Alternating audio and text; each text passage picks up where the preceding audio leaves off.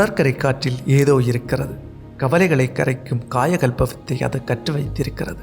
முகவரி தொலைத்து நிற்கும் ஒவ்வொரு மனிதனுக்கும் இது கலங்கரை விளக்கமாய் வெளிச்சம் கொடுக்கிறது. தனிமை என்னும் தவம் இந்த போதி மரத்தடியில் எளிதாக ஞானத்தை புகட்டுகிறது. இந்த கடற்கரை சற்று வித்தியாசமானது.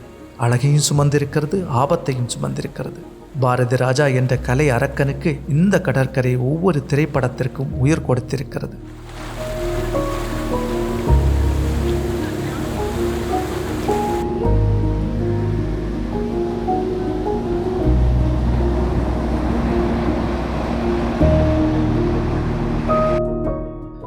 முட்டம்.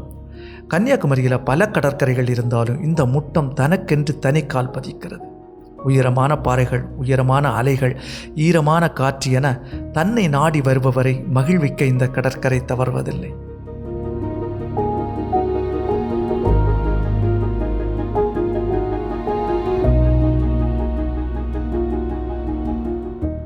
யாருக்கெல்லாம் அழகான சூரிய அஸ்தமனம் பார்க்கணுமோ இந்த கடற்கரைக்கு போனால் போதும். வித்தியாசமான அனுபவம் கண்டிப்பாக கிடைக்கும்.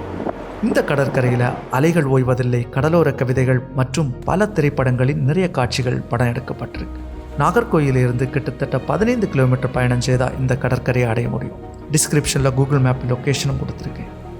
இரணியில் இருந்து போனால் போகிற வழியில் நிறைய குளங்களையும் வயல்வெளிகளையும் வாழைத்தோப்புகளையும் பார்த்து ரசித்துக்கிட்டே போக முடியும்.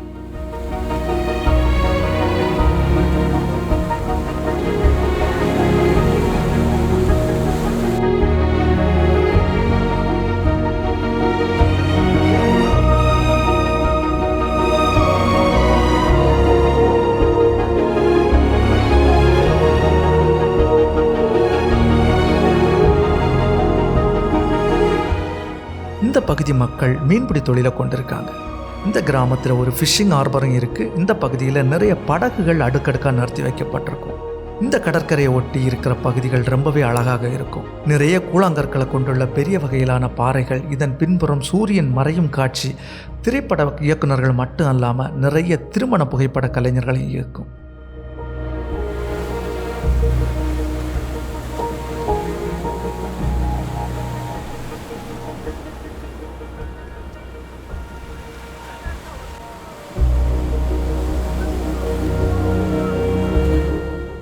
நிதமும் குடும்பமாக மக்கள் இந்த கடற்கரைக்கு வந்து ரொம்பவே இயற்கையை அனுபவித்து ரொம்பவே ரிலாக்ஸ் ஆகிட்டு போகிறத பார்க்க முடியும். பண்டிகை தினங்களில் ரொம்பவே கூட்டம் அதிகமாக இருக்கும்.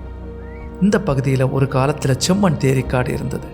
ரொம்பவே அழகாக இருக்கும். ஆனால் முழு மண் பகுதியும் வெட்டி எடுக்கப்பட்டு இப்போது செம்மண் தேரிக்காடு களவாடப்பட்டது.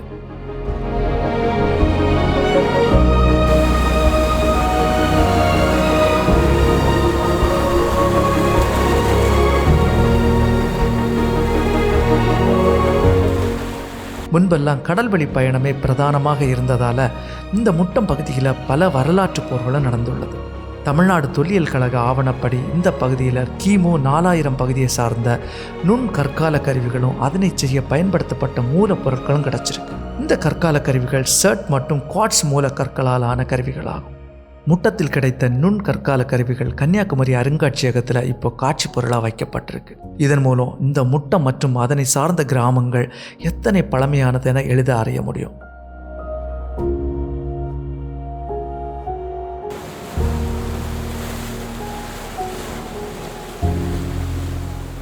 முற்காலத்திலேயே முட்டம் பகுதியில் வணிக துறைமுகம் இருந்துள்ளது. இதனை தமிழ்நாடு தொல்லியல் கழக ஆவணப்படி அறிய முடியுது. கிபி 1875 கட்டப்பட்ட ஒரு கலங்கரை விளக்கமும் இந்த பகுதியில் இருக்கு.